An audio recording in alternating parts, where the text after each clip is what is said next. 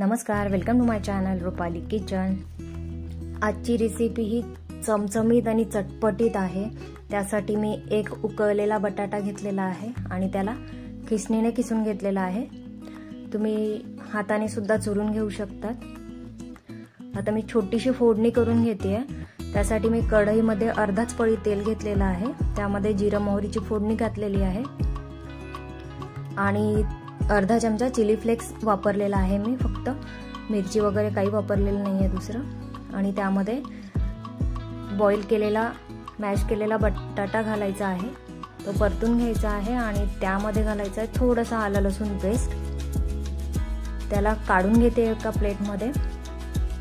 त्यामध्ये धनेपूड, जिरेपूड, थोडासा चाट मसाला, चवीपुरता मीठ आणि बारीक चिरलेली कोथिंबीर घालायची आहे आणि याला व्यवस्थित मिक्स करून घ्यायचं आहे। यामध्ये चाट मसाला जर का तुमच्याकडे नसेल तर तुम्ही निंबूचा रस सुद्धा वापरू शकता, त्याने खूप छान चटपटीत लागेल।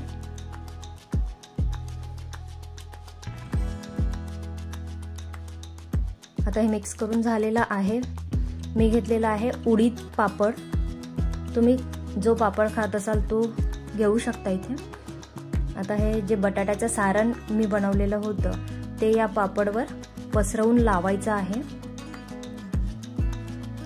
तुम्हाला बटाट्याची फोडणी घालायची नसेल तर तुम्ही बटाटा मॅश करून त्यामध्ये मसाले घालून हातानेच मिक्स करून घेऊ शकतात आणि ते सुद्धा यावर लावू शकतात। पण तेलामध्ये परतून घातलेली भाजी नेहमी टेस्टी लागते।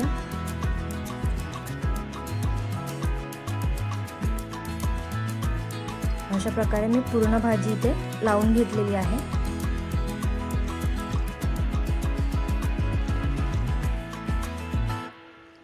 ही रेसिपी तुम्ही मुलांच्या टिफिन मध्ये सुद्धा देऊ शकतात।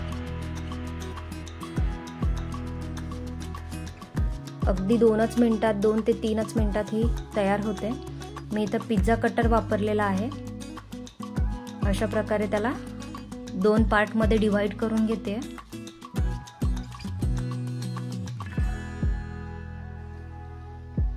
चाकूने केलं तरी सुद्धा चालेल। आता याला फोल्ड करून घ्यायचा अशा प्रकारे।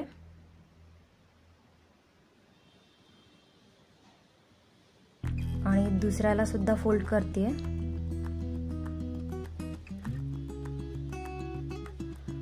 आता गॅसवर पॅन ठेवायचा आहे। मी नॉनस्टिक पॅन वापरलेला आहे। याला थोडंसं तेल लावून घ्यायचं आहे। भरपूर तेल लावायचं अजिबात गरज नाही।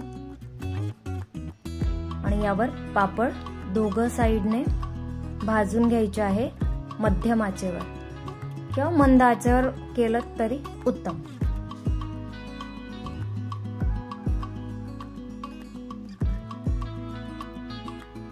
वरून मी थोडंसं तेल लावलेलं आहे। तुम्ही बटर किंवा तूप सुद्धा वापरू शकता।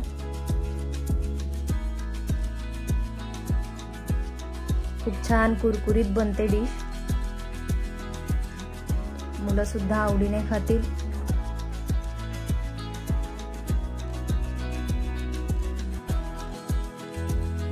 आता यांना पलटून घेते।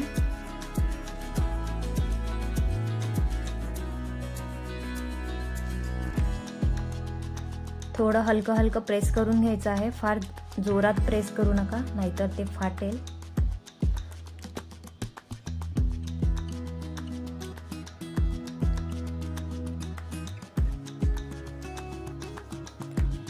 पापडच्या ऐवजी तुम्ही पोळी सुद्धा वापरू शकतात।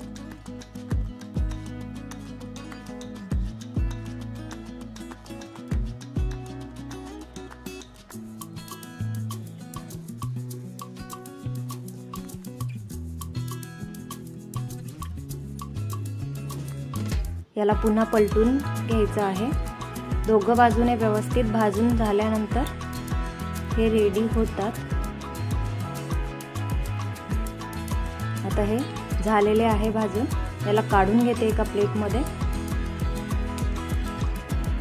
थोडं थंड होऊ द्यायचे आहेत। पापड थंड झाल्यानंतर याला टोमॅटो सॉस लावून घेते।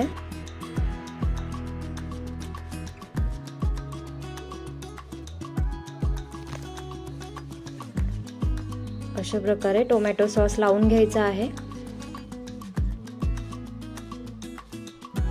आणि आता मी बारीक शेव घेतलेले आहेत, फिके शेव ज्याला आपण म्हणतो। आता हे शेव लावून घ्यायचे आहे त्याला।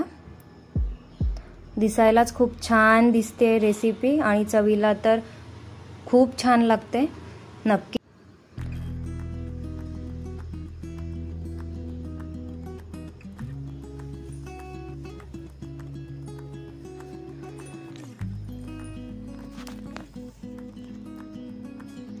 अशा प्रकारे इथे डिश तयार आहे। तुम्हाला रेसिपी आवडली असेल तर चॅनलला सबस्क्राईब नक्की करा, लाईक करा आणि शेअर करा।